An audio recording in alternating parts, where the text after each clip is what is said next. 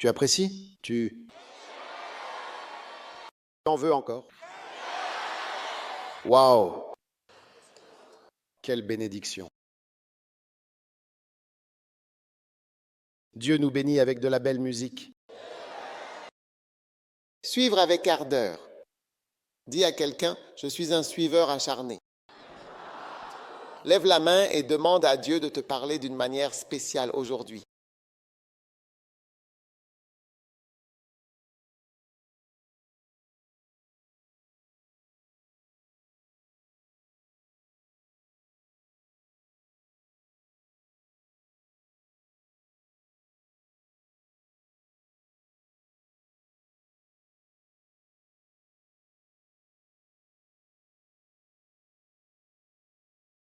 Père, nous sommes reconnaissants et nous te remercions au nom de Jésus. Amen. Très bien, chapitre 9. Suiveur acharné de l'apôtre Paul.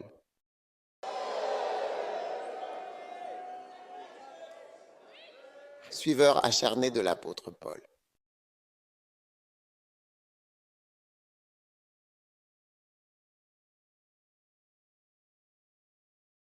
Suiveur acharné et loyal de l'apôtre Paul.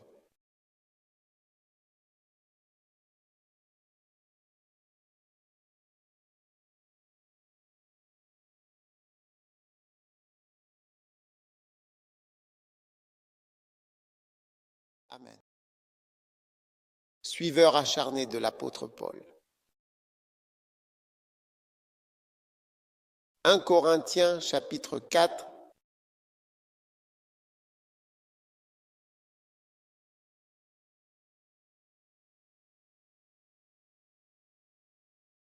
Verset 16.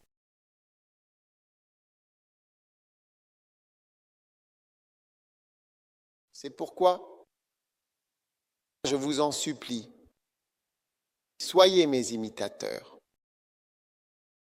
Il suppliait les Corinthiens de le suivre parce que notre monde orgueilleux, plein d'orgueil et de fierté, notre monde mode, ne croit pas vraiment au fait de suivre quelqu'un. Surtout avec des expériences comme celle d'Hitler, dans un monde où toute une nation a suivi Hitler vers la damnation. Les gens sont opposés à l'idée de suivre quelqu'un. Mais alors quoi? Et Jim Jones aussi? Eh bien, ce que quelqu'un a fait et qui a eu une issue négative, on ne peut pas nier la réalité. Que dans l'œuvre de Dieu, en ce qui concerne l'œuvre de Dieu, tu ne deviendras certainement jamais rien à moins de suivre absolument quelqu'un. Sincèrement. Tu comprends? Oui, car mon âme s'est attachée à toi avec ardeur. Mais maintenant, Paul dit, je vous rends visite ou je vous supplie d'être mes imitateurs. Alors ne laissez pas cela vous échapper. Il y a beaucoup de bonnes choses qui ont été gâchées, même un simple nom, par exemple. Le nom Judas est un bon nom, mais Judas a terni ce nom, alors les gens n'appellent plus leurs enfants Judas. Jésus est un très bon nom, il signifie quelque chose de très bon. Mais tu vois, quand tu t'appelles Judas maintenant, alors quel est ton nom, Judas, ou disons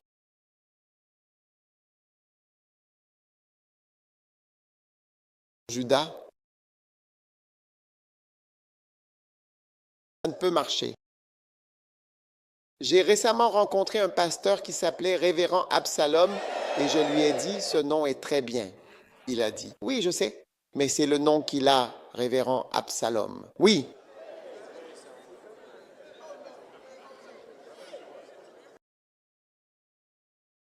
C'est un homme bien, un homme très bien, mais c'est son nom. Donc suivre quelqu'un est une bonne chose, mais cela a été gâché par certaines personnes. Et Paul, tout au long de son ministère, a encouragé, supplié et exhorté les gens à le suivre, ce qui demande aussi beaucoup de confiance. Et aussi de la confiance dans la grâce de Dieu, parce que tu sais que tu es un être humain. Moi donc, vous savez, dire à quelqu'un, suis-moi comme si tu étais Dieu, comme si tu étais parfait, comme si tu savais tout. Mais on ne suit pas les gens parce qu'ils sont parfaits, on les suit parce qu'ils portent quelque chose dont tu as besoin. Amen. Et dans beaucoup de professions aujourd'hui, tu ne peux pas les apprendre à moins de suivre quelqu'un, même en médecine. Tu ne peux pas, tu ne peux pas, tu ne peux pas opérer sur un chapeau. Si vous avez déjà vu un chat ici espérer et voir le cœur battre comme ça et qu'ils vont opérer dessus, c'est fantastique. Tu ne peux pas lire ça dans un livre et dire, je veux dire, si quelqu'un venait opérer ton cœur et que tu lui demandais combien de fois il l'a fait, alors c'est la première fois qu'il y va. Tu aimerais ça? C'est ma première fois.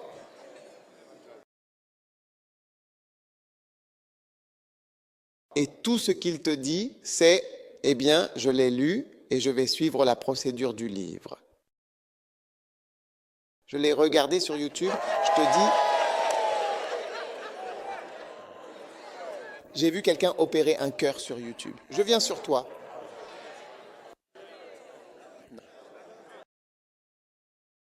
Donc, pour devenir pilote, tu seras copilote pendant longtemps. Et pendant que le pilote est là, il te laissera atterrir, décoller et piloter l'avion à différentes occasions. Je suis déjà monté dans un avion plusieurs fois. On a atterri difficilement, le pilote est venu. Il a dit, eh bien, le copilote a atterri l'avion, donc peu importe. Mais c'est comme ça. Parfois, c'est le copilote. Le copilote dira, je suis le copilote et vais vous piloter aujourd'hui. Oui. Et c'est la seule façon de former quelqu'un. C'est que quelqu'un te suive, soit avec toi et observe ce que la personne fait. C'est pourquoi Paul a dit, je vous rends visite, je sais ce que je dis. Suivez-moi, suivez-moi. Et c'était Élisée, comme nous l'avons vu hier, qui était un suiveur. Alors l'homme a tué ses bœufs, ses bœufs, ses bœufs. Tout le monde était parti. Oxford, ils étaient partis.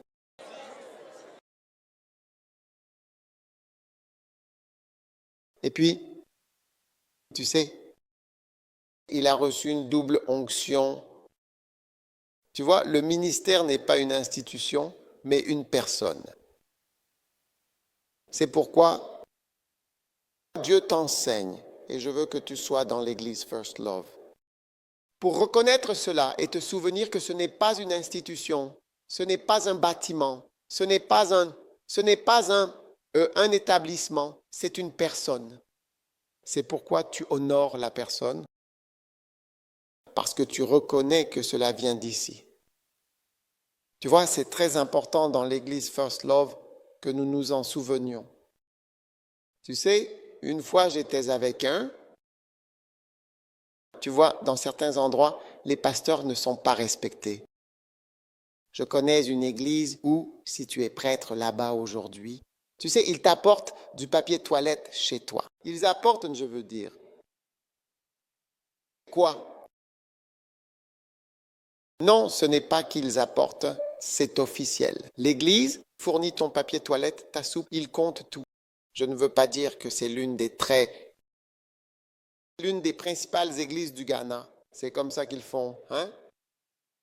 Soupe pour le mois, soupe pour le mois, papier toilette pour le mois, et quoi d'autre pour le mois? Si quelqu'un sait, dites-moi ce que c'est. Certains d'entre vous sont des enfants de mélo pour le mois, sucre pour le mois, pain pour la semaine et lait pour le mois. Ouais. Si tu fais quoi? Si tu prends un bain en plus, la soupe sera finie. Waouh. Et ils ne rendent pas honneur au pasteur. C'est pour ça que les enfants de ces gens ne veulent pas devenir pasteurs. C'est l'une des raisons. J'ai dit, t'es fou? Le père de Bonki me disait, tu sais, je lui ai demandé, est-ce que ton frère est sauvé? Il a dit, non, mon frère, non, non, il n'est pas sauvé.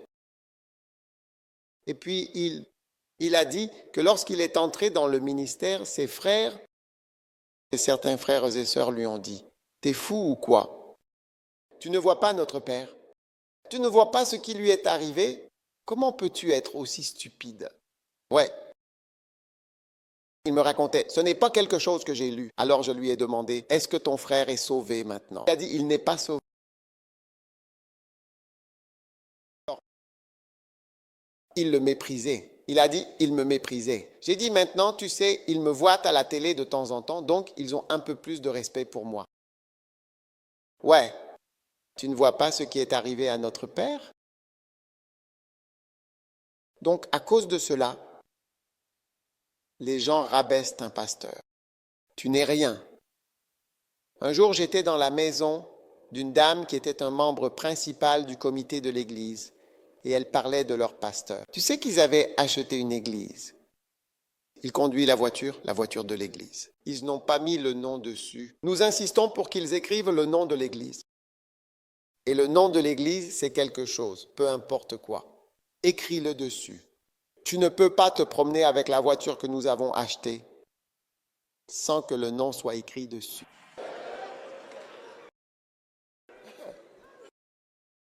Parce que toi, pasteur, tu n'es rien. Tu vois? Ouais. Alors, frères et sœurs, Dieu nous montre, Paul a dit. Soyez mes imitateurs. 1 Corinthiens 11, verset 1. Encore une fois, il dit, soyez mes imitateurs, comme je le suis moi-même de Christ. De la même manière que je suis Christ, suivez-moi. 1 Corinthiens 11, verset 1. Alors, il a dit la même chose aux Philippiens. Dans Philippiens 3, verset 17, il a dit, frères, soyez tous mes imitateurs. Et remarquez aussi ceux qui marchent selon cet exemple que vous avez en nous. Amen. Tu es là? Oui. Donc c'est très, très important pour toi de suivre l'homme que Dieu a choisi pour ta vie, comme le chant le disait. Où est-elle? Le chant qui dit, je suivrai ceux que tu m'as donnés à suivre. Je suis l'homme que tu m'as appelé à servir. Je vais recevoir l'onction qui est sur eux. Souviens-toi du bien qu'ils ont fait pour moi. Souviens-toi du bien qu'ils ont fait pour moi. Je vais suivre le cœur car je suis un suiveur de cœur. Ouais. Amen. Je vais suivre le menu. Chacun a reçu quelqu'un et Dieu te parle quand Dieu te parle. Tu sais, le diable ne te dira jamais certaines choses. Le diable ne te dira jamais, tu sais, c'est l'un des moyens de savoir quand quelque chose se produit. Tu sais que ça, le diable ne me le dira jamais. Le diable ne me dira jamais d'être proche d'une bonne personne. Il me dira d'être une mauvaise personne. Il ne me dira jamais de suivre quelque chose de bon. C'est vrai. Alors vous devez commencer à savoir quand Dieu parle, dites, je viens d'entendre Dieu, soyez comme ça. S'il vous plaît, soyez sensibles. Je vous l'ai dit hier, une personne avec un nez plat ne peut pas être prêtre. Combien d'entre vous ont le nez plat? Eh,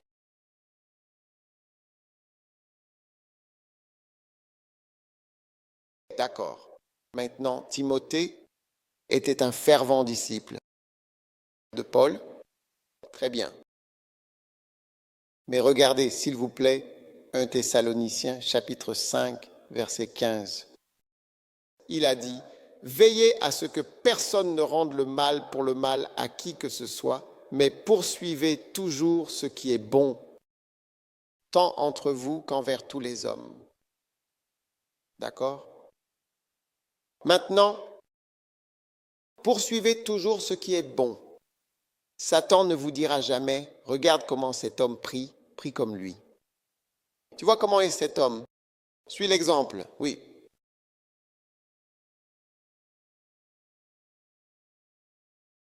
par la grâce de Dieu, comme j'ai servi le Seigneur. Dieu ne m'a pas retiré. En tout cas, retiré des choses aussi données. Dieu ne vous dira pas, si Dieu parle, il dira « suis ceci ». Quelque chose qui a conduit à la prospérité. Au moins, j'ai prospéré dans une certaine mesure.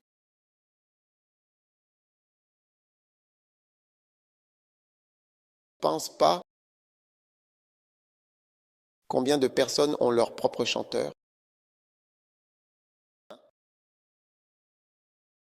Oui, combien de personnes ont leur chanteur? Salomon faisait partie de ceux qui avaient des chanteurs, tous les chanteurs.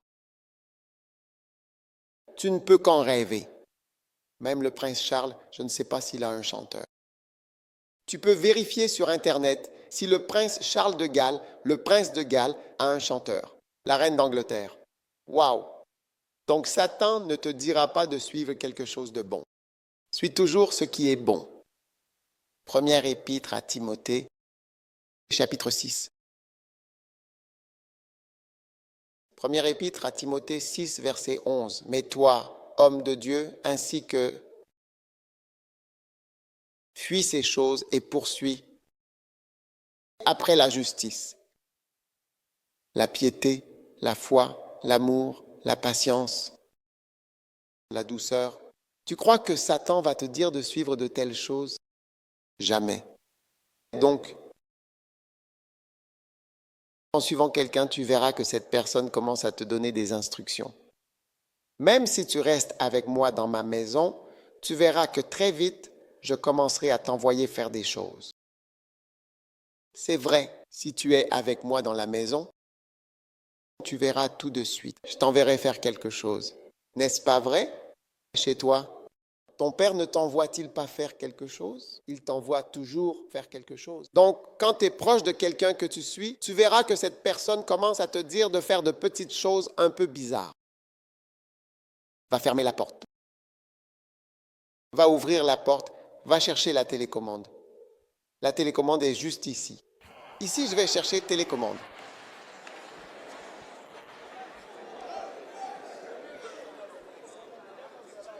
Éteins la lumière, allume la lumière, va appeler un tel pour moi.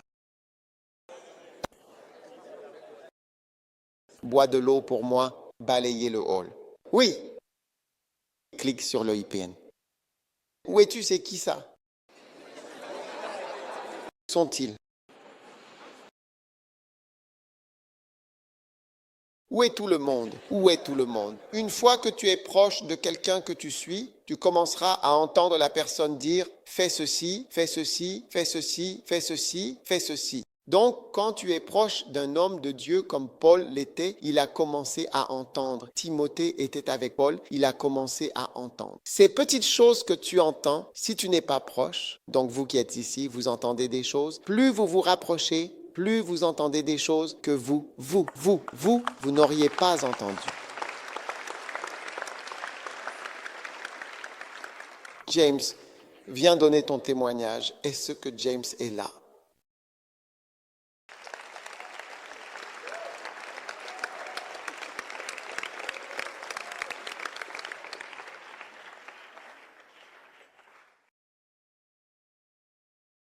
Ouais. Dimanche, c'est ça. Dimanche? Après le culte, après avoir déposé tout le monde. Oui, c'est mon chauffeur au fait. Mais un chauffeur propriétaire de sa voiture. Sur l'autoroute, en démarrant sur la voie rapide, il pleuvait, sombre, 1h du matin. Je venais de déposer papa et juste au moment où je repartais, je me suis souvenu de ça. Et je conduisais normalement vite. Et je me suis souvenu que papa me le disait. Il me dit toujours « James, ne roule pas vite sur l'autoroute, ralentis en conduisant. » Alors je me suis souvenu... Sur l'autoroute, c'est un mode thermique. On n'en a qu'un seul.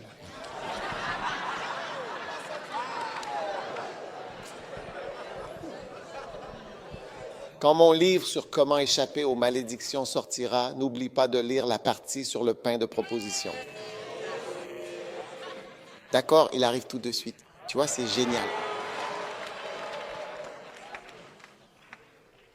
Alors je me suis souvenu de la voix de papa et de chaque fois qu'il me le disait. Juste à ce moment-là, alors que j'étais, tu sais, en train d'accélérer. Alors je m'en suis souvenu et j'ai considérablement ralenti par rapport à ma vitesse. J'ai vraiment ralenti et je me suis déporté sur la voie lente. Et quand je me suis mis sur la voie lente, je me souviens avoir vu des phares arriver très vite derrière moi et je me suis dit, je déteste ce type. Alors qu'on avançait, juste au moment où j'ai ralenti, vraiment ralenti. L'autre voiture s'est mise à côté de moi et soudain, on a vu un camion Ben en panne en plein milieu de la route. Pas de lumière, pas de réflecteur, rien. Juste là, l'autre gars, comme il roulait très vite, a paniqué, a freiné brusquement et a commencé à déraper dans tous les sens, la route. Et donc je ne pouvais pas me déporter sur cette voie pour éviter le camion parce que je ne savais pas comment il allait bouger. De l'autre côté, il y avait des buissons, on ne voyait rien, donc j'ai dû aller tout droit vers le camion. La seule chose qui m'a sauvé, donc tu freinais, je freinais. J'avais appuyé à fond sur mes freins. La seule chose qui m'a sauvé, c'est le fait que j'avais cette voix, la sienne. Qui disait, ralentis, ne roule pas vite sur l'autoroute. Et puis je l'ai fait. Au moment où je me suis souvenu de cette voix, j'ai fait ce que j'avais entendu et rentré dans la voiture, passé sous la voiture. Mais je ne pense pas que je serais ici si je n'avais pas obéi. J'aurais été en train de planifier son demi-tour. Sa voiture est allée tout droit jusqu'à... Juste là, juste avant le pare-brise, oui, jusqu'au pare-brise. Même le pare-brise est fissuré, le capot, tout l'avant est détruit. Oui, juste un tout petit peu plus et ça aurait dépassé le sien. C'est comme ça que les gens meurent sur l'autoroute ou dans leur voiture un dimanche. Et c'était juste, je veux dire, c'est incroyable que j'ai pu m'arrêter. Et c'est juste parce que j'ai simplement coupé la vitesse. Et c'est ce qui a fait que, au lieu de m'écraser contre lui, j'ai plus ou moins roulé dedans. Et il y avait l'autre chose qu'il me dit toujours de faire. Deux choses. C'est que sur une route sombre, il faut mettre les pleins phares. Mais ça, je ne l'ai pas fait. Maintenant, si je l'avais fait, j'aurais repéré la voiture plus tôt. Et peut-être que j'aurais même pu empêcher la voiture de percuter l'autre voiture. Mais c'est juste cette voie, juste obéir à cette voie. Alors quoi? J'essaye de... parce qu'il me guide tout le temps. Si tu l'es, tu entendras certaines choses. Fais ceci, fais cela, fais ceci, fais cela. C'est ça, suivre. Quand tu suis quelqu'un, tu entends certaines choses, oui, et ces choses, ces petites choses peuvent être tellement importantes. Même vous qui êtes en école de médecine ou dans d'autres écoles, vous m'entendez parler de comment réussir les examens. Je rencontre des étudiants en médecine et j'ai des réunions académiques avec eux. Ce n'est pas lié au ministère, c'est académique. Avec des questions et tout ce que je partage, c'est pour vous. Utilise cela. Oui, c'est toi, tu ne peux l'entendre que si tu es présent. Oui, parce que j'ai tellement d'étudiants en médecine, le pasteur est un docteur, les étudiants en médecine arrivent, elle a dit, Ce qui est drôle, c'est que quand l'autre voiture s'est arrêtée et que les portières étaient bloquées, je ne pouvais pas sortir. Alors ils sont venus et ont essayé de forcer ça. Ils étaient tellement choqués que je sois seul à venir. Et elle l'a dit, elle est. Qu'est-ce que tu veux me dire ce soir? Et c'est comme, qu'est-ce que ça veut dire? Tu as pu t'arrêter et la seule raison pour laquelle j'ai pu m'arrêter, c'est que ma vitesse était très faible. pas de Land Cruiser, un Land Cruiser. Maintenant, on planifie les funérailles. On reçoit quelques appels de la famille sur la réunion de famille. Donc nous allons y aller, peu importe. Dieu nous a délivrés au nom de Jésus. Applaudissez pour Jésus. Alléluia. Merci James. Donc vous voyez, quand vous êtes là, vous entendez certaines choses. Cette chose, laissez-moi y croire. Laissez-moi y croire. Oui, oui.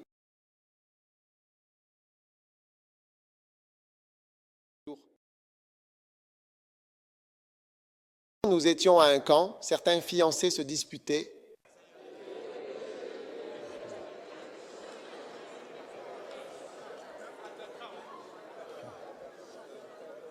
Une dispute ouverte. Alors j'ai dit, je les ai appelés, j'ai dit non, non. Non, non. Y a-t-il une chanson? Non, non, non. C'est quelle chanson ça? Non, non. Hein? Il n'y a personne comme Jésus.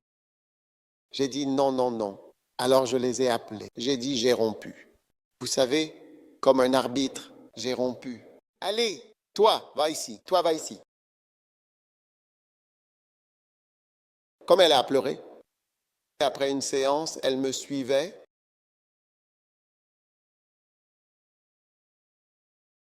J'ai dit, parce qu'ils étaient assez proches pour que je voie cela. C'était un IMC. Tu sais ce que c'est un IMC? Un IMC, c'est un couple mal marié. Un couple mal marié. Oui, mal marié, certainly. Indeed. Comme si ce n'était pas une bonne. Union, c'est un IMC. Un couple mal marié. Oui, c'était un mauvais accord. Parce que je trouverai une aide qui lui corresponde. Telle que tu es, celle-ci te convient. J'ai compris que c'était un IMC. Un couple très mal marié. Donc je l'ai su car ils étaient proches. S'ils avaient été loin, on ne l'aurait pas vu, je l'ai vu là. La fille me suivait. Elle me suivait vraiment. J'étais là, genre, oh, j'ai dit, va-t'en.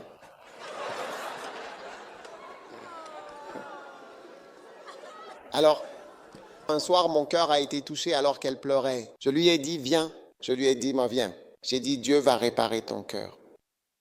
Et je lui ai dit, je vais envoyer un soudeur pour ressouder le cœur. Waouh!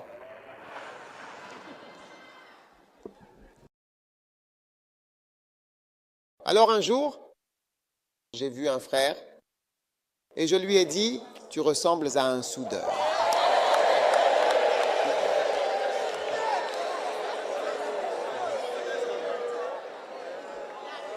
Il avait l'onction du soudeur.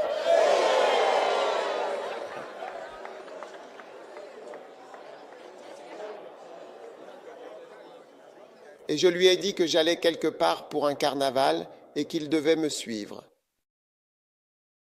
Puis j'ai dit, quand tu arrives à la caravane,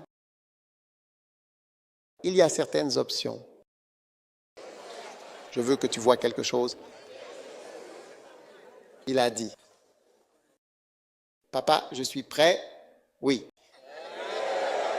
Ma machine à souder électrique est de très haute qualité.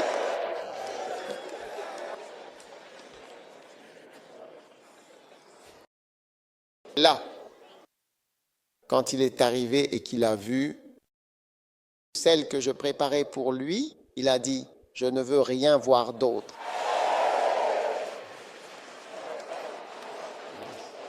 Je ne veux rien voir d'autre. Oui. Il a dit, je peux faire le travail maintenant. C'est pris en charge. Aujourd'hui, tu vois, ceci est un HMC, c'est quoi? Un couple marié en bonne santé. Le bon terme est un PMC. Un couple marié convenablement, certainement pas un couple mal marié. Cette fille avant, tu la voyais.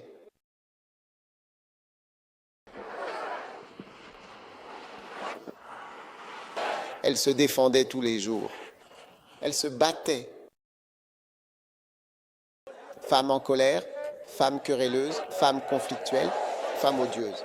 Mais je l'ai regardée et j'ai dit, ce n'est pas vraiment une femme odieuse, c'est parce que c'est un IMC. Elle a été transformée en femme conflictuelle. Mais en réalité, ce n'est pas une femme conflictuelle. Il y a des gens comme ça. Ils ne sont pas vraiment querelleurs, mais ils sont dans une situation de couple mal marié. Ils ne sont pas comme ça. Mais la personne avec qui tu es rend la situation ainsi, ils sont bien. Certaines sont même flegmatiques, mais quand elles se marient, on voit qu'elles sont forcées de devenir colériques. Parce que, par exemple, si elles ne se lèvent pas, rien ne sera fait.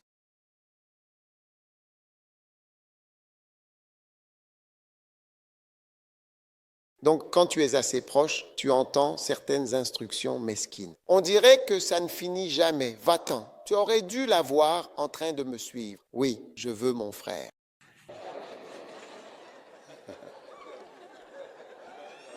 Donc, en tant que suiveur, tu entends certaines instructions, certains commandements, certaines petites choses, et ces choses seront une grande bénédiction pour toi.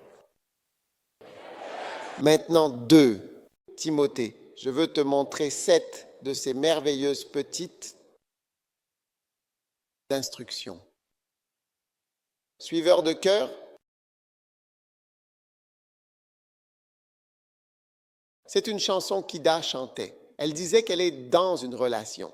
Elle entend que l'amour est aussi fort que la mort. Coup de parole, tu devrais prier pour elle. Wow. Premièrement, voici quelques-unes des instructions clés que Paul a données à Timothée, son disciple. Premièrement, il a dit,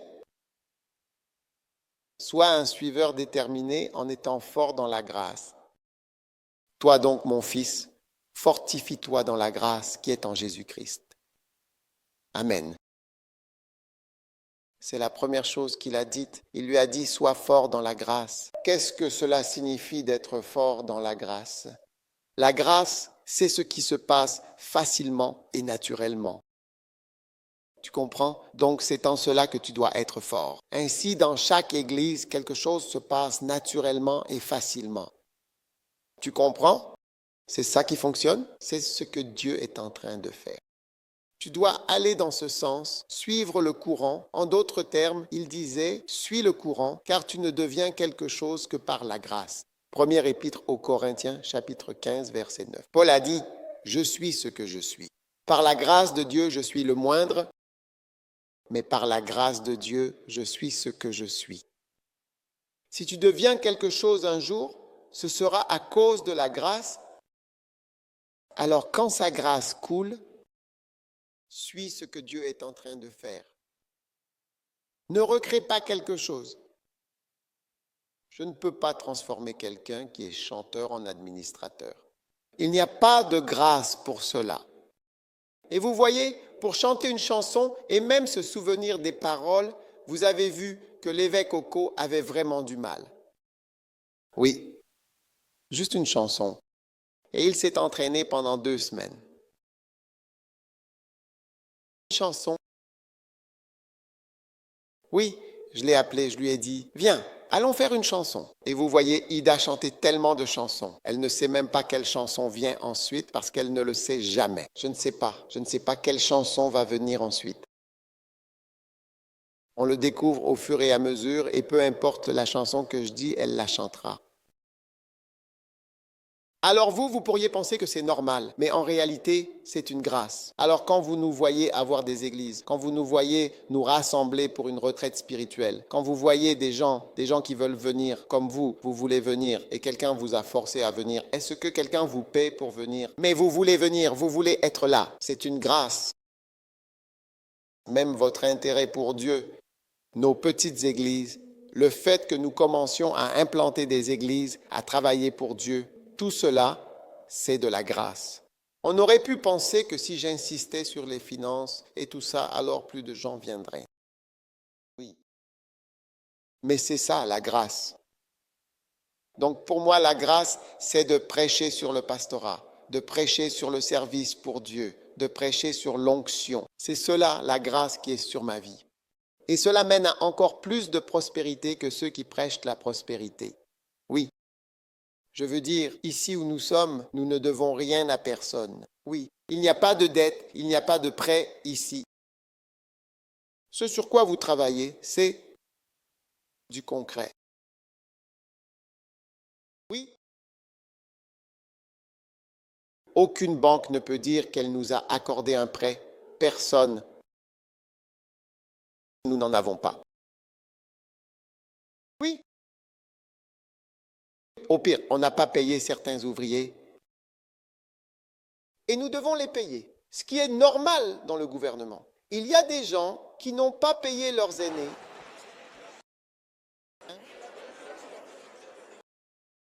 Des médecins, des infirmiers, qu'ils ne les ont pas payés le maximum. Vous devez payer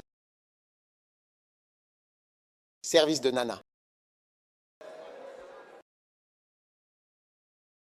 Je veux te poser une question. Quelle est la grâce de Dieu qui agit dans ta vie, qui coule en toi? Tu seras surpris que c'est cette grâce qui pourrait même te rendre riche. Tu vois? Je vais te dire quelque chose. Quelle que soit la grâce, c'est ça, c'est ça, c'est ça le truc. Peut-être que ce que tu apprends à l'école, ce n'est pas ce que tu vas utiliser pour réussir dans la vie. Je vois qu'il y a une grâce pour autre chose que ce que tu as appris, comme moi. Prenons notre président Rawlings, par exemple. Ce qu'il a appris à l'école, ce n'est pas ce qu'il a fait. Ce qu'il a appris à l'école, c'était pour devenir pilote. Il est en fait pilote, mais ce n'est pas le pilotage qui lui a permis de rencontrer la reine d'Angleterre ou d'aller voir le président Clinton et tous les autres. Ce n'est pas le pilotage, c'est autre chose. Leadership radical. Oui, c'est ça qui l'a rendu célèbre. Et maintenant, les gens le réclament. Les gens, et je l'ai dit quand il était chef d'État, j'ai dit un jour, les gens diront, nous voulons Rawlings, nous voulons quelqu'un comme Rawlings. Oui, et c'est ce qui se passe maintenant. Mais je l'ai dit à l'époque, les gens regardaient, non, vous voyez, ce n'est pas une question de parti politique, il s'agit de choses qui doivent être faites.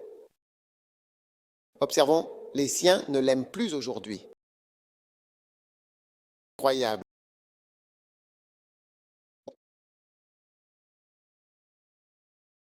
Tu prends presque n'importe qui. Je ne sais pas ce que Michael Jackson a appris à l'école, mais c'est le chant qui l'a aidé.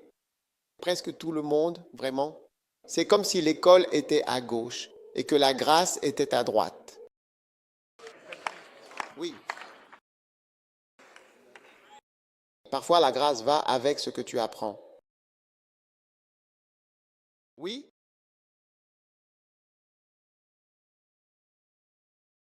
Le révérend Eastwood, c'est un pharmacien.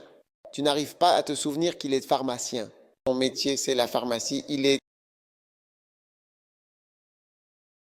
pharmacien. Il aurait dû être derrière la voiture. Qu'est-ce qui cloche? Prenez du paracétamol. Donnez-moi l'ordonnance. Prenez-en 2. Prends-en 1. Tu es trop lent. Apporte le Panadol. Apporte la chloroquine.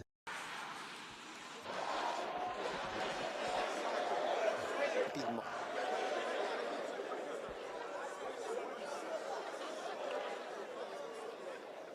Je n'arrive même pas à l'imaginer en blouse blanche, en train de chercher du dentifrice à partager avec toi. Le bain de bouche te donne la bouche dont tu as besoin. Tu as besoin d'un sirop contre la toux. Prends-en 2 fois par jour. Reçois, hein? Je vois 17 personnes venir à la pharmacie aujourd'hui. Ayant besoin de quels antibiotiques? Reçois.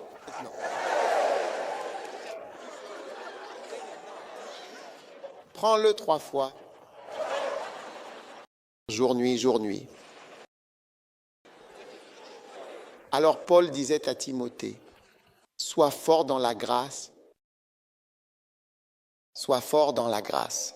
Alors, où vois-tu que la grâce de Dieu est défaillante dans cette chose? C'est ça qui te fait réussir. Oui, c'est ça qui te fait réussir. C'est ça qui te fait réussir.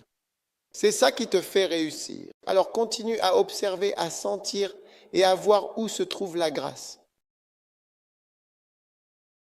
Quelqu'un m'a demandé, que dois-je faire? Je dis, tu as besoin d'un travail où l'on parle parce que tu sais parler. Certaines personnes ont besoin d'un travail où il faut être joli. C'est ta beauté qui est la principale chose qui fonctionne pour toi. Il n'y a pas grand-chose dans la tête, mais tu es juste jolie. C'est ton joli visage qui fonctionne pour toi. C'est une chance.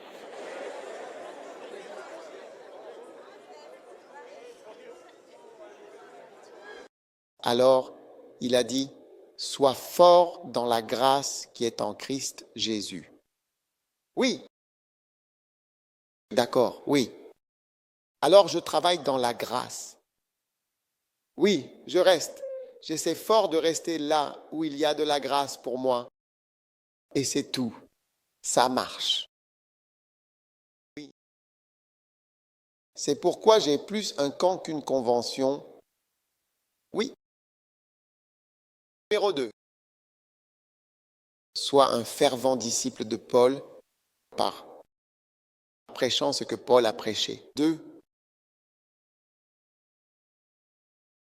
Timothée chapitre 2 verset 2. Il a dit, les choses que tu m'as entendu dire, tu ne les entendras pas à moins d'être proche. Paul n'a écrit de lettre à personne, seulement à Timothée. C'est quelque chose de personnel. Une lettre personnelle a été prise et rendue publique.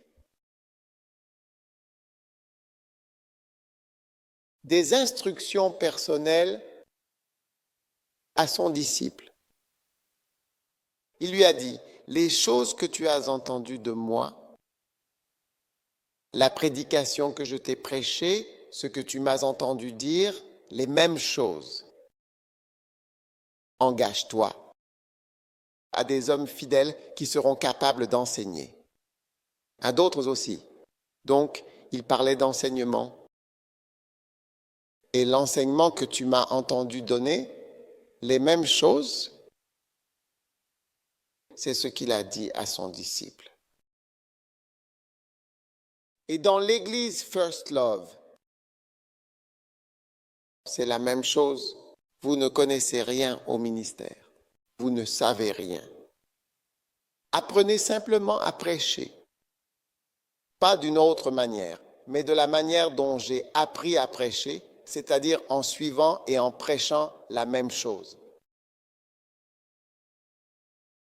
Seulement, vous ne me le demandez pas, mais si vous me le demandiez, vous verriez que mes meilleures prédications, qui sont très puissantes, sont en général des choses assez copiées, comme récemment copiées.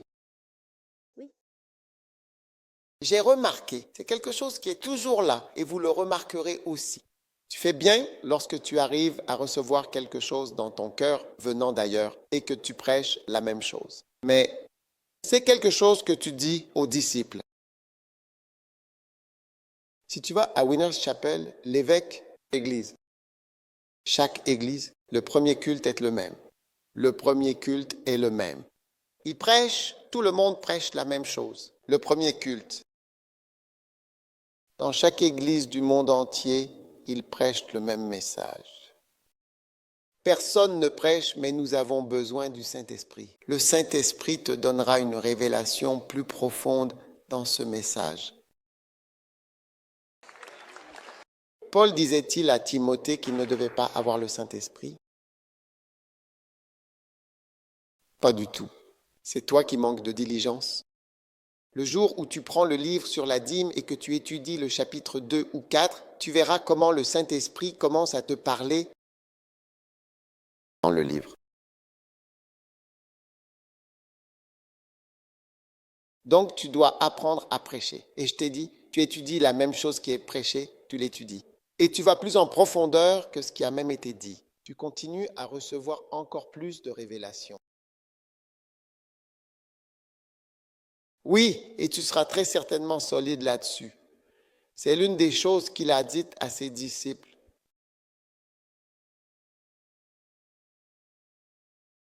Prenez le même message et je veux vous entendre, mes enfants, prêcher mieux que moi. Mon propre sermon. Quand je vous entends prêcher, alors j'ai honte de celui que j'ai prêché à l'intérieur. Celui-ci est maintenant supérieur. Ils l'ont emmené à la Coupe du Monde. Moi, je jouais à Danceman Community. Et vous l'avez emmené à la bienvenue. Amen, amen.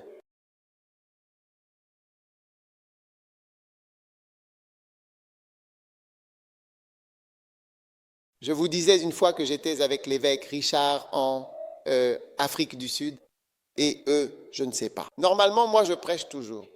Je ne sais pas comment c'était lui qui prêchait. Je crois que j'avais dit que je n'allais pas venir et il est venu. Je ne sais pas. Mais il y avait un arrangement, donc je suis venu. Et pendant que j'étais assis au fond, j'écoutais et il prêchait sur l'engagement. Mon Dieu, la même chose que j'ai commise, il la commettait aussi. L'homme fidèle, oui. La même chose que moi, il la confiait à des hommes fidèles. Et quand j'ai écouté le message, j'ai dit, celui-là, c'est trop fort. Et j'ai été attiré par mon propre message, qui est plus puissant que ce que je pensais moi-même. J'ai décidé de revenir et de prêcher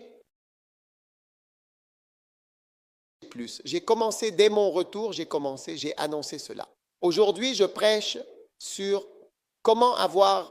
j'ai commencé par comment avoir des membres dévoués, car j'ai vu que le livre était très puissant. Tu es le prochain style de prédication. Apprends-le, apprends-le, apprends-le. Les chanteurs deviennent de bons chanteurs en étant capables de chanter ce que quelqu'un d'autre chante. N'est-ce pas une variation? Exactement. Je peux le faire, puis plus tard, tu verras que ça évolue vers d'autres choses, mais au moins, exactement, on doit le maîtriser. Ça montre quelque chose. Ouais. D'accord.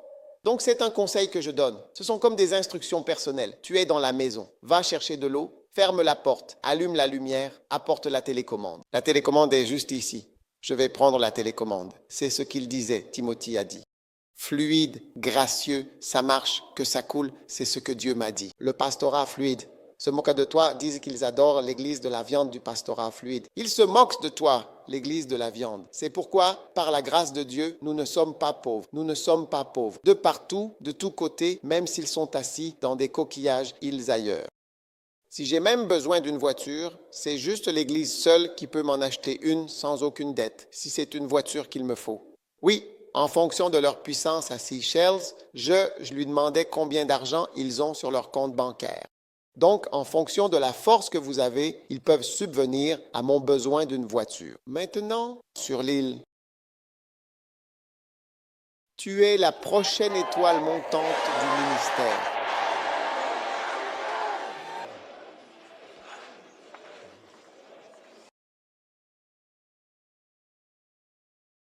Garçon, il y a flux personnel. Les choses qui fonctionnent, le pastorat, les méga-églises, l'onction. Et quelle croissance d'église. La loyauté y coule.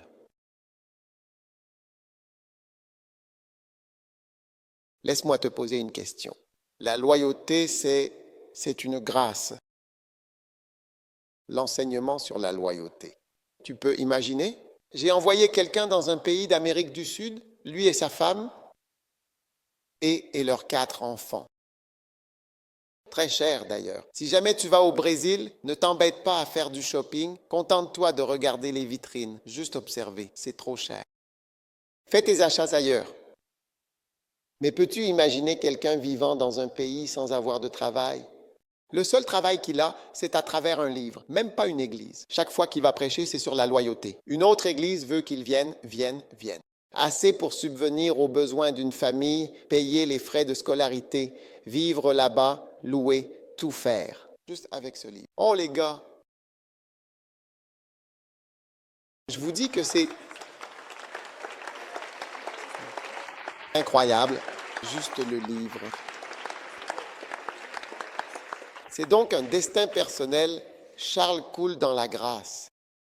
Ouais, une personne ne peut pas, si tu ne contrôles pas, elle ne peut pas venir.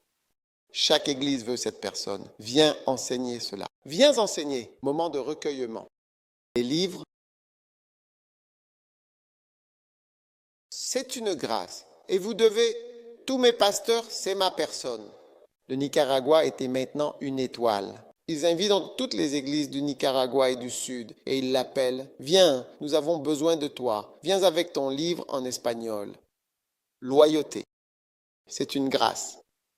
Alors tu dois toujours regarder dans ta vie ce qui fonctionne. Qu'est-ce qui fonctionne? Qu'est-ce qui fonctionne? Qu'est-ce qui fonctionne pour toi? Et tu pourrais voir que le ministère fonctionne mieux que ce que tu as appris à l'école. Très vrai. Wow. D'accord. Numéro 3, vous êtes en train de gérer. Numéro 3, sois un fervent disciple de Paul en endurant bien les épreuves. Toi donc, endure les souffrances comme un bon soldat de Christ. Ne sois pas une personne fragile. Il s'agit du ministre. Écoute, il doit certainement y avoir des choses difficiles dans ta vie.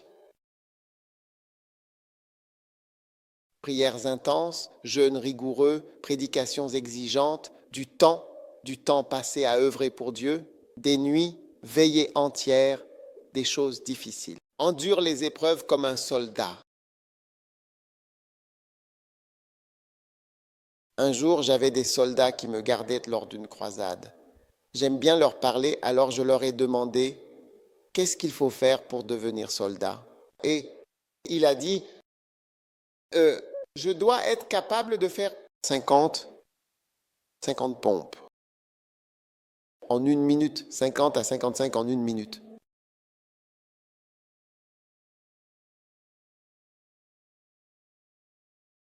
« 55 pompes. » Allez, commence. 55.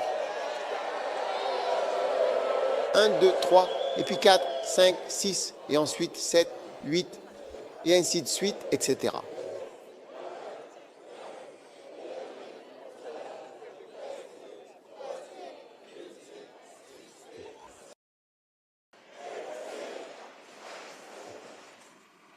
Merci. «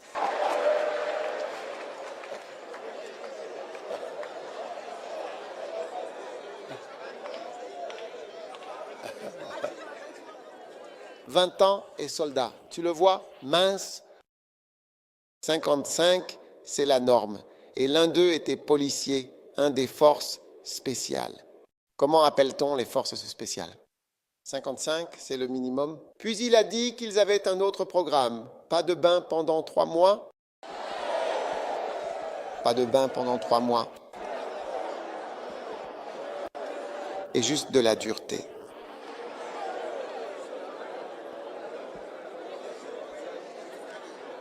Ils ne se sont pas lavés pendant 3 mois.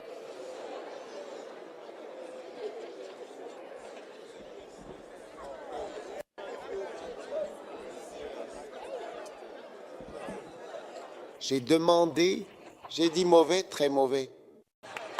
3 mois, pas bain, tu ne te laves pas.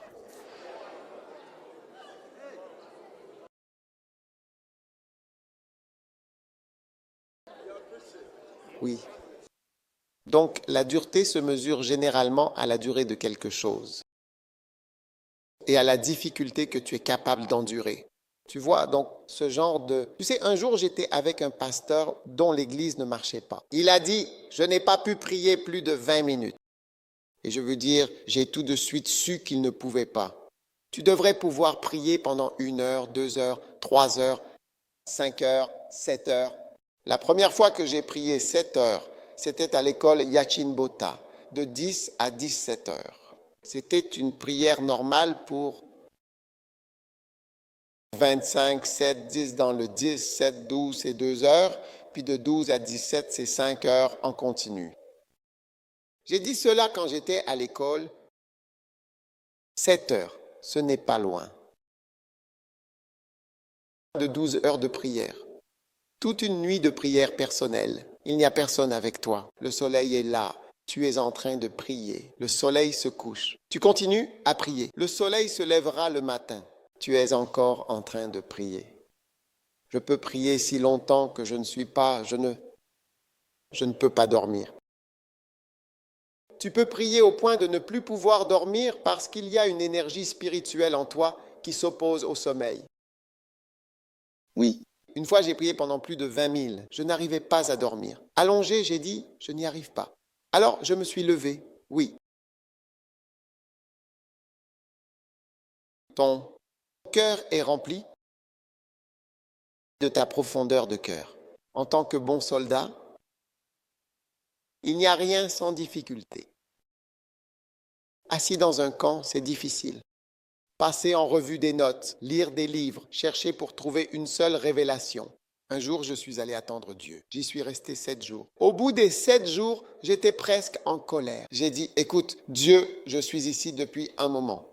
Je n'ai reçu aucune révélation. Rien. Je me suis assis frustré. Oui, j'ai allumé la télévision et je savais qu'il n'y avait rien. Ce ne sont que des messages de labeur. C'est la première étape, la descente chrétienne. Puis soudain, j'ai vu quelqu'un prêcher. Et le Saint-Esprit m'a dit, voilà ta vache. Suis cette vache. Ce n'était même pas un programme habituel. Ce n'était même pas une émission régulière. La fois suivante où j'étais dans cet endroit, je l'ai allumée. Cette chaîne n'était plus là. Elle n'était là que ce jour-là. Elle n'est plus jamais réapparue. Elle n'est toujours pas là. Mais il a fallu 7 jours pour qu'il descende. Il ne m'a même rien dit. Juste, suis cette vache. Pourquoi devrais-je suivre cette voiture? Parce que les vaches savent où aller en suivant la vache devant elles. Les zèbres savent où aller en suivant le zèbre devant eux. Les chameaux savent où aller en suivant celui juste devant toi. Donc, il me montrait quelqu'un devant moi, disait, suis le derrière de celui-ci et tu t'en sortiras bien. Le visage tourné vers le derrière de la personne. Ou bien cela dépend de l'anglais que tu parles.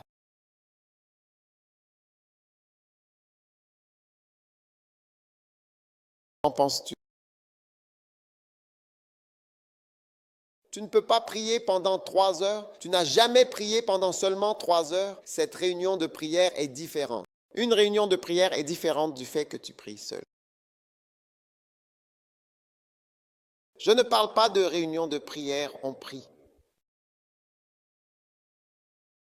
Qui était là quand on est allé prier? Réunion, nous prions pour 1000 églises. Toi, viens nous raconter. Viens, Dieu lui a des prières. Viens. C'était en quelle année? 1999. 1999. J'étais dans l'église depuis seulement 1 an et c'était ma première venue. Et cela a eu lieu à l'UCC, salle. Et je me souviens que papa nous avait dit que nous allions prier pendant 9 heures chaque jour, pendant les 3 jours où nous allions être là. Donc 27 heures. Oui, j'ai dit, nous sommes à 27 heures. C'est l'un des seuls camps que nous avons lancés. Nous allons beaucoup prier pendant le camp. Normalement, on ne prie pas autant. Mais cette fois, on a dit 27 heures avant de partir. 9 heures par jour pendant 3 jours. Pour même 1000 églises. On prie pourquoi? À 1000 églises. Avons-nous dépassé 1000 églises? Et en 1999, tu dors, tu te réveilles, tu pries les gens. Je n'étais pas habitué à cet environnement. Prier pendant 9 heures. On n'y est pas habitué, mais après cela, ma vie de prière a changé. Oui, il est presque évêque. Il est juste en train de terminer ses bureaux somptueux et d'autres cathédrales à Maputo. Oui, il a été sauvé à Kumasi. La croisade de Kumasi. Tu es la prochaine personne à construire de grandes églises et à accomplir de grandes choses pour le monde. Dieu exauce les prières, endure la difficulté. La difficulté. Avant de commencer les croisades Healing Jesus, je suis allé prier pendant environ 100 heures. Oh oui, je fais une marque toutes les 10 heures, chaque heure, comme un joli cercle, comme ça. 10. Ce n'est pas une petite chose de prier pendant 100 heures. Oui, et je vais vous montrer. De 7h55 à 8h, ce n'était pas facile. Combien j'ai prié? En vérifiant,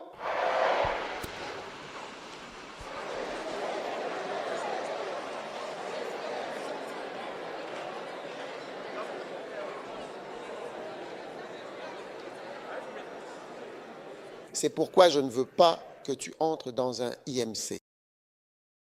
Parce que quand tu entres dans un IMC, le ministère devient plus difficile. Parce qu'après avoir fait toutes ces choses difficiles, quand tu rentres chez toi pour trouver du réconfort, alors tu vois que ton réconforteur est une femme colère. Ton réconforteur est quoi? Une femme querelleuse. Ton réconforteur est quoi? Une femme odieuse? C'est quoi? Une femme querelleuse. Waouh! Donc je ne veux pas que tu entres dans quoi? Un IMC.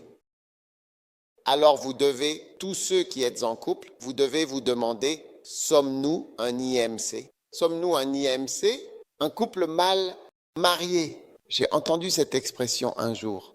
Je regardais quelque chose à la télévision et il y avait un homme, un capitaine de navire, qui était en conflit avec le capitaine adjoint du navire. Quelqu'un a décrit leur relation. Il a dit que la relation entre le capitaine et le capitaine adjoint du navire était comme celle d'un couple mal marié. Et j'ai dit, Michael, quelle description? Un couple mal marié peut-être? Quand tu rentres chez toi, au lieu de recevoir de l'amour, des sourires, tu vas recevoir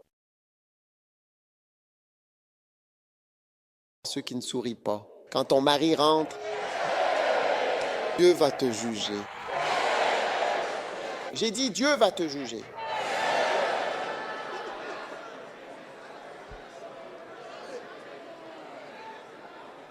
Un jour, j'ai appelé une certaine épouse et je lui ai dit, viens, on va faire un exercice. Je veux que tu t'exerces à sourire à l'arrivée. Ça s'appelle le sourire à l'arrivée de Zoé. Sourire à l'arrivée. L'autre personne ouvre la porte, l'autre personne arrive pendant que tu arrives. Quand tu vois la personne au lieu d'un visage. Comme si tu étais une infirmière qui vient de faire une garde de nuit. Et il est maintenant 6 heures du matin, tu es fatigué et tu as préparé ta nourriture. Tu ne lèves même pas les yeux. Femme en colère.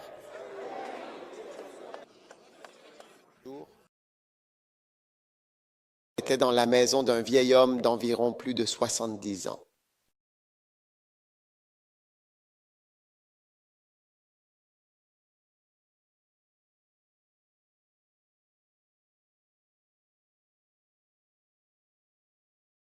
Il m'a regardé.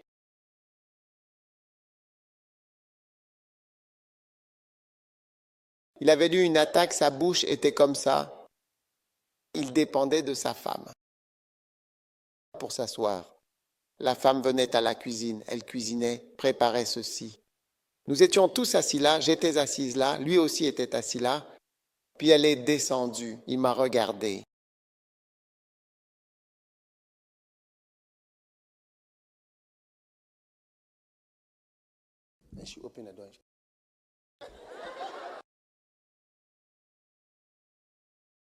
Dieu va te juger pour la manière dont tu as été et comment tu traites ton homme.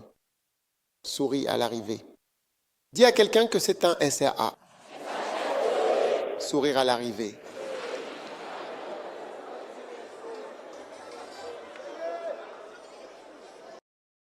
Numéro 4. Et ta dureté, n'est-ce pas? Numéro 4. Ne t'en mêle pas. Sois un fervent disciple de Paul en ne t'en mêlant pas. Donnez-leur leur café. Ceux qui ont besoin d'un café, donnez-leur, donnez-leur. Il n'est pas trop tard pour ne pas t'en mêler dans les affaires de cette vie. Waouh! Aucun homme qui combat, c'est son conseil. Aucun homme qui combat ne s'en mêle dans les affaires de cette vie afin de plaire à celui qui l'a choisi. Amen. Aucun homme qui combat ne s'en mêle. Donc il conseillait Paul. Paul conseillait Timothée. Ne t'enfonce pas dans le monde. Amen. Surtout dans les choses financières, contrat, dette, engagement profond, accord profond, tu vois? Ne t'en mêle pas profondément dans les affaires de cette vie. Si tu veux vraiment servir Dieu, oui, cela va te freiner. Maintenant, quelles sont les affaires de cette vie? Le mariage est l'une de ces affaires. Avoir des enfants, maintenant. Si tu as 7 enfants, tu es engagé dans le monde, dans les affaires de cette vie. 7 enfants. 3 filles, 4 garçons. Je veux dire, tu es vraiment profondément engagé dans les affaires de cette vie. Ce ne sont pas les affaires du diable, ce sont les affaires de cette vie. Donc même le nombre d'enfants que tu as montre à quel point tu es engagé dans les affaires de cette vie. Parfois, quand Dieu t'a appelé, tu as terminé tes études, mais tu veux encore t'en mêler encore plus. Donc j'ai besoin d'un doctorat. Après ça, j'ai besoin d'un master dans tel domaine, puis encore un autre doctorat. Tu vois, je veux dire, tu as terminé tes études. Quand j'ai terminé l'école de médecine, j'ai dit, écoute, c'est suffisant. J'ai passé 7 ans dans cette école et ainsi de suite. C'est bon. Oui, parce que j'aurais pu continuer encore 7 ans et j'aurais été encore plus enfoncé, tellement profondément que je ne peux plus m'en sortir.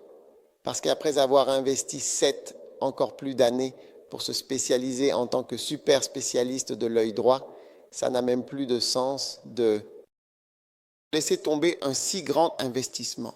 Tu as été en formation médicale pendant environ 15 ans. Quel est le sens de tout abandonner? Pourquoi as-tu fait tout ça?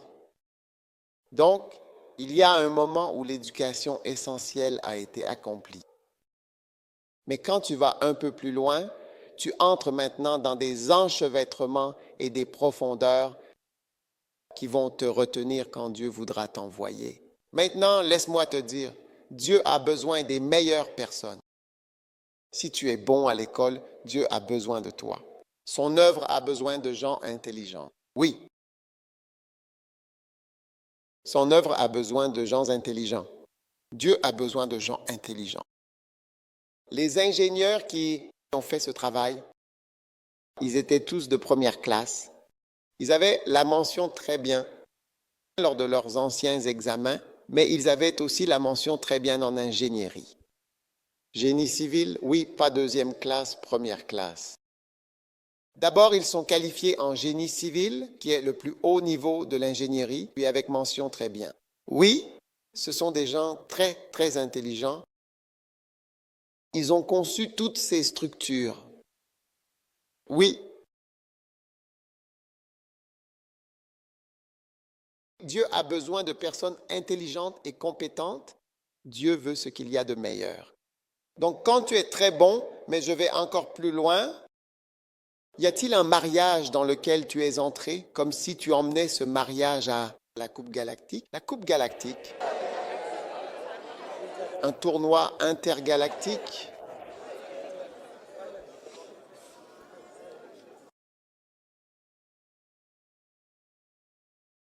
Les enchevêtrements ne sont pas de bonnes choses. S'enfoncer lentement et sûrement de plus en plus profondément dans le réseau du monde. Oui, un jour, j'ai envoyé un frère qui avait 4 enfants, je crois qu'il en avait 5 enfants sur le champ de mission. Adam, je n'avais pas d'expérience. Après qu'il soit resté là-bas un certain temps, il m'a écrit une lettre en lettres majuscules. En lettres majuscules. Et quand tu vois des lettres majuscules à un moment donné, c'est comme si la personne criait. Une grande partie était en minuscule et la partie en majuscule, ouf, j'ai besoin de ceci aussi. Nous ne devons pas cela, je peux. Quand j'ai vu la lettre, j'ai juste lu les parties en majuscule et j'ai dit, reviens, reviens, rentre à la maison, rentre à la maison. Ce n'était pas écrit en rouge, c'était un bleu ou noir normal, mais en majuscule. J'avais peur des majuscules. Il était facile. 5 enfants. Comment voler? 5 enfants là-bas, 5 pour eux, 5 au milieu de leur vie. Au milieu de l'école, J'ai réalisé que j'avais pris quelqu'un qui était trop profondément impliqué. Ils comprennent. Mais eux, cette chose, ces missionnaires comme William Carey et d'autres, ils avaient tellement d'enfants qu'ils avaient beaucoup d'enfants parce qu'ils n'avaient pas de contraception. Donc c'était comme chaque année, si tu as un rapport sexuel une fois, alors tu es enceinte. Alors ils donnaient naissance. C'était comme une partie du oui, et beaucoup d'entre eux sont morts aussi. Oui, ils ont des enfants. Donner naissance, c'est presque quelque chose de différent. Donc ce n'est pas qu'ils étaient comme ils étaient. William Carey avait tellement d'enfants. Donc moi aussi, je suis dans la mission et je le suis. Tap, tap, tap.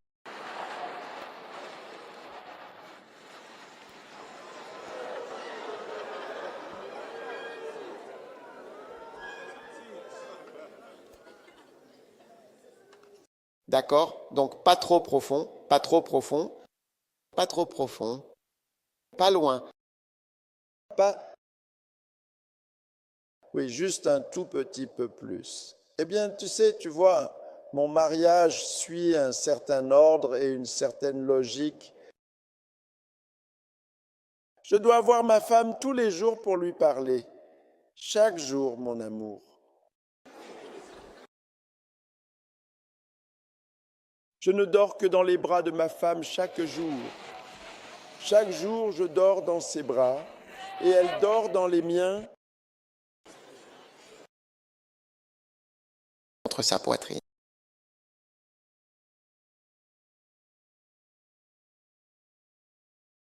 Dans un vrai ministère, cela peut ne pas être possible. Quand tu rentres, tu peux être tellement fatigué que tu ne remarques même pas qu'il y a quelqu'un d'autre. Tu vois notre famille. Quand nous avions nos croisades, une fois, l'un des directeurs de croisade est parti. Les pasteurs ont eu des discussions entre eux à propos de notre directeur de croisade. Ce gars est ici, une personne correcte, parce qu'il n'était pas venu planifier la croisade et y travailler avec sa femme. Oui, donc ils discutaient, ils bavardaient.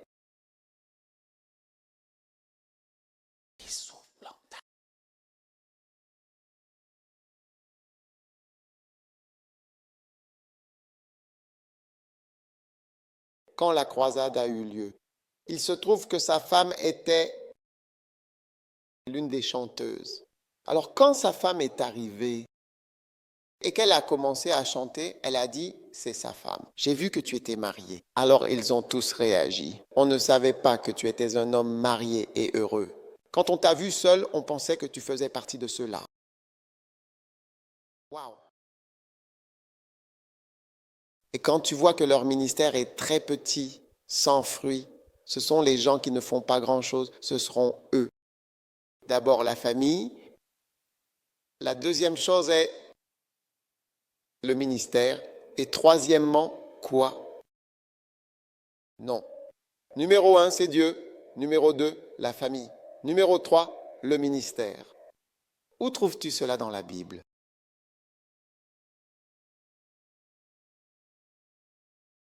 Alors on a découvert qu'ils avaient été en train de bavarder à propos du directeur de la croisade en disant des choses comme « on ne sait même pas où est sa femme ». Ouais, il était responsable de la famille et il est aussi à la maison. Où est sa femme qui parle? Et quand nous avons eu il n'y a jamais eu de croisade dans cette ville auparavant, cela ne s'est jamais produit ici. C'est ce qu'ils disent après que même des pasteurs se soient excusés en disant que nous sommes désolés pour votre directeur de croisade. Oui, nous voulons nous excuser pour la manière dont nous l'avons traité, pour dire cela. Alors faites attention, vous savez, ceux d'entre nous qui sont là de toute façon, et vous verrez un jour. L'un de nos pasteurs travaillait dans le quartier bouddhiste et son enfant s'accrochait à lui pendant qu'il marchait. Et puis quelqu'un est venu et a dit, tu vois, tu leur as manqué, ils ne te voient pas assez. Tu leur as manqué, c'est pour ça qu'ils s'accrochent à toi. Regarde quelqu'un, tu vois. Apporte les notes de ton mariage et moi aussi j'apporte les notes de mon esprit pour qu'on compare quel mariage est meilleur. hypocrites. Des gens avec des standards que vous avez créés, des standards créés humainement. Oui, des standards créés par les hommes. Dans notre famille, généralement, en décembre, c'est notre moment de bonheur. Si je devais suivre le bonheur de décembre, il n'y aurait pas de culte le 20, ni de culte du Père la nuit du 31. Tout cela, ce sont des moments en famille.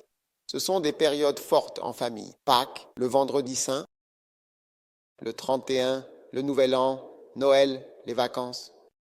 Quand tu fais les anniversaires, il n'y aurait pas de mariage pendant Noël.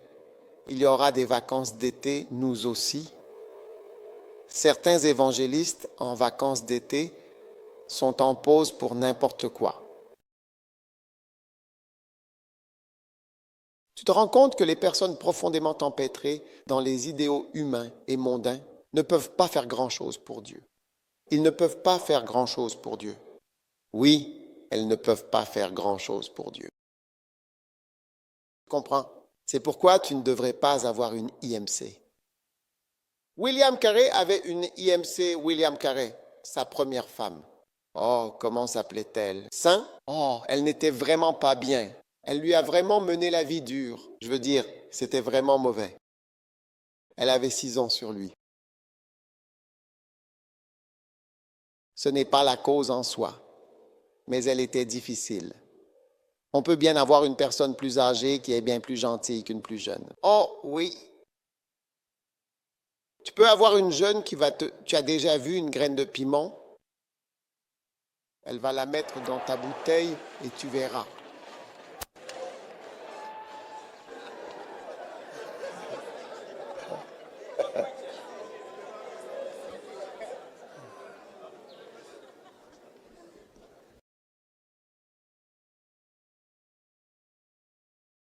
Numéro 5. Deviens un disciple engagé en luttant selon les règles. Si quelqu'un lutte pour remporter la victoire, il ne reçoit pas la couronne, à moins qu'il ne lutte selon les règles. Amen. L'une des choses que vous devez comprendre, c'est que Dieu a ses lois. Il y a certaines lois qui sont importantes pour Dieu, et vous devez lutter selon les règles, conformément à la parole de Dieu. La loi que nous suivons, c'est la parole de Dieu. Alors faites tout selon la parole de Dieu. Quelle que soit la parole de Dieu, c'est cela la loi. Si Dieu le dit, c'est ainsi. Si Dieu le dit, c'est ainsi. Ne créez pas de nouvelles paroles. Oui, Dieu l'a dit. C'est la parole. C'est la loi. Alors votre ministère doit être conforme à la parole. Vous devez être un homme de la parole. Et vous serez bénis. Amen. Et le dernier point en suivant Paul, c'est devenir un suiveur engagé et vraiment engagé en acceptant de vivre des fruits du ministère.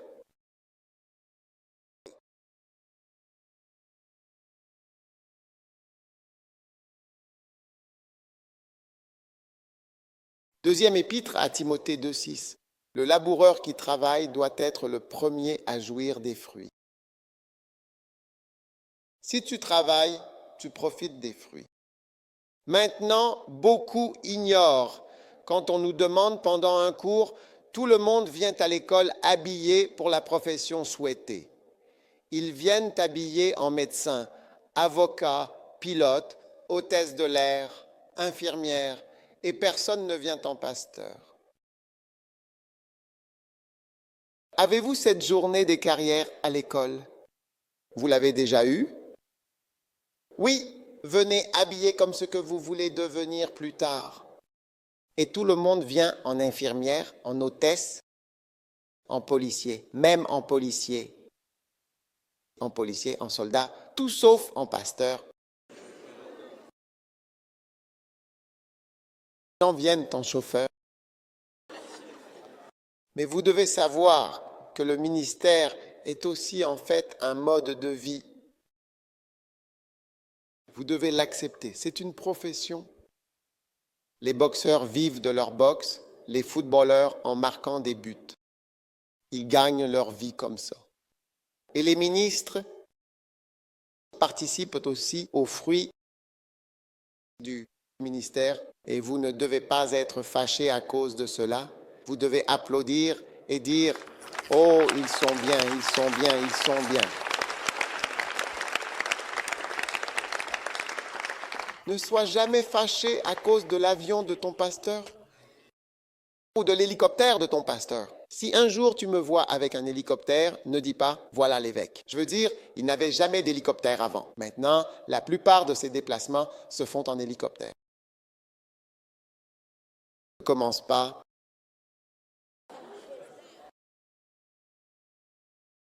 Ne sois pas fâché de la voiture de ton pasteur ou ses voitures. Et d'où vient l'argent?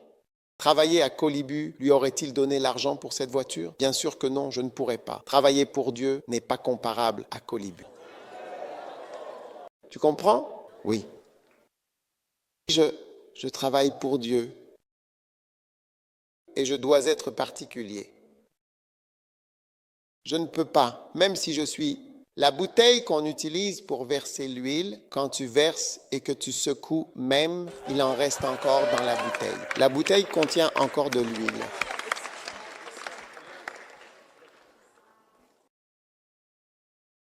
Comment pourrais-je manquer? Quand je suis un éleveur de porc. Comment? Il n'y aurait pas eu 2 côtelettes de porc. Qu'en penses-tu? Et la plupart d'entre nous, Dieu doit briser notre orgueil pour que nous acceptions humblement que c'est aussi une manière de vivre. Cela demande beaucoup, surtout si tu es allé à l'école. Quand tu n'y es pas allé, tu es juste content de recevoir des offrandes. Mais quand tu es allé à l'école, tu regardes et tu te dis « Ah, si je travaillais chez Nestlé ou Tigo, hein? Lait, gros lait. J'aurais eu mon salaire. À l'heure qu'il est, je gagnerais 5 millions. Tu ne peux pas organiser une reconnaissance des processus, des ouvriers. Moi, je mange des offrandes. Je n'ai aucune entreprise. Je n'ai aucune entreprise. Je ne fais pas de commerce. Non, même pas. Rien du tout. Absolument rien. Oui, zéro. Je ne le fais pas. Je n'y crois pas. Je me consacre entièrement au ministère et aux fruits que j'en récolte. Mes cochons, mon manioc. Je ne mange même pas le manioc, donc je dois le partager avec les autres. Mon plantain, mon maïs, mes vaches. Tous les conseils spirituels ne pensent pas au compte physique, au pouvoir spirituel, aux cochons spirituels, au bien commun spirituel. C'est plus que ce que je peux manger. Mon grenier est plein. Mon grenier de salade. Le laboureur ou l'agriculteur qui travaille doit être la première personne. Je dois être la première personne à goûter aux fruits dans Lighthouse. Pas une branche, pâte. D'abord, je devrais manger le fruit avant vous. Même goûter un petit morceau.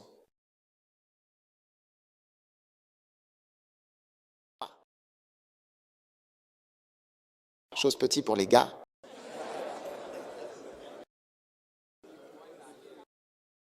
Vos gars sont là. Quand on a été à l'école, on souffre d'orgueil, l'orgueil de humblement, en se restreignant. De ta main pour recevoir, s'il te plaît, voici une offrande pour ta vie. Et tu la reçois si cela te semble juste. Mais c'est ainsi que Dieu a prévu. Dieu veut que nous vivions de cette manière. Oui. J'aime ça. Dis à quelqu'un que j'aime ça.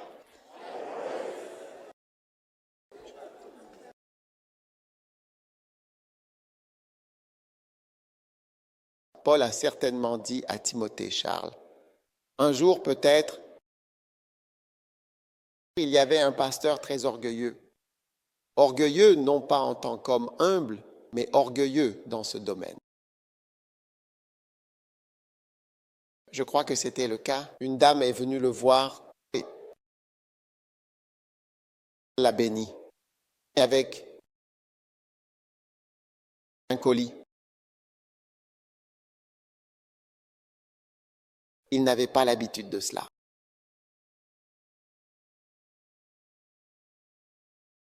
Quand il l'a pris,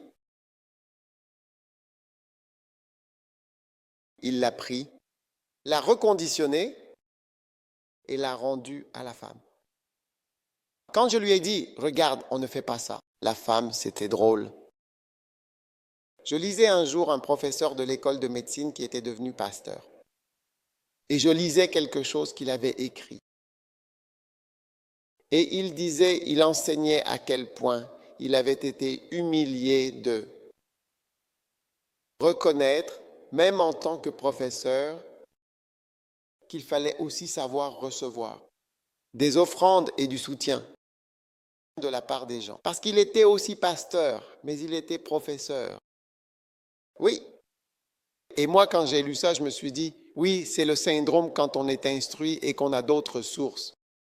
C'est une chose humiliante de réaliser que c'est ce que Dieu fait et parfois il utilisera cela. Plus que votre travail, et certains d'entre vous, vous avez les yeux trop fixés sur les fruits.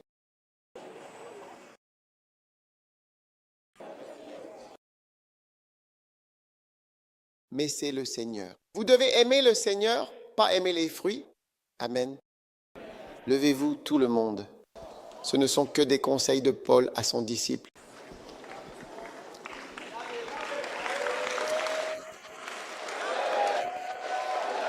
Comme ça,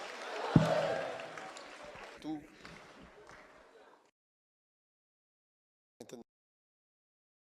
Nous allons faire une pause de juste 10 minutes parce que je voulais simplement continuer. Mais je veux vous accorder une courte pause. De combien de minutes voulez-vous? C'est 10, d'accord. Mes conditions. Ne soyez pas hypocrite. Je vous demande combien de temps vous me donnez.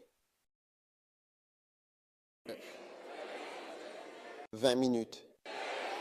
Vous êtes honnête maintenant? D'accord, pas plus. 20 minutes. Très bien. Prenez votre offrande en restant debout. Prenez votre offrande, trouvez quelque chose. Et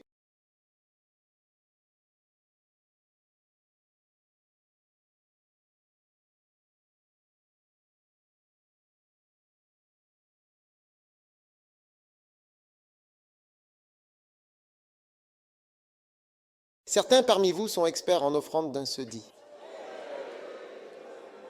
Aujourd'hui, un CD devient 10 villes au nom de Jésus. Non? Oh, vous savez, il y a quelque chose de très important que nous devons aborder. Donc, je ne veux vraiment pas que vous partiez. Alors, assurez-vous simplement d'être de retour rapidement. Très bien. Afin que nous puissions aller plus en profondeur. Jusqu'à quelle profondeur faut-il aller? Pourquoi est-il important d'aller en profondeur? Numéro 1. Je n'entends pas Dieu comme « est-ce que tu es un bâtiment ?» Et numéro 2, comme si tu étais une tour. Numéro 3, à un pêcheur. Le pêcheur va en profondeur. Si tu veux attraper de gros poissons, numéro 4, l'exploitation minière, tu dois creuser profondément pour trouver le trésor dans le champ. Numéro 5, la natation. Et combien ont décidé d'apprendre à nager? Oui, vous devez voir la natation en mer. Et faites votre offrande. Asseyez-vous. Tu dis de prendre les offrandes quand les gens sont assis. Portez votre offrande.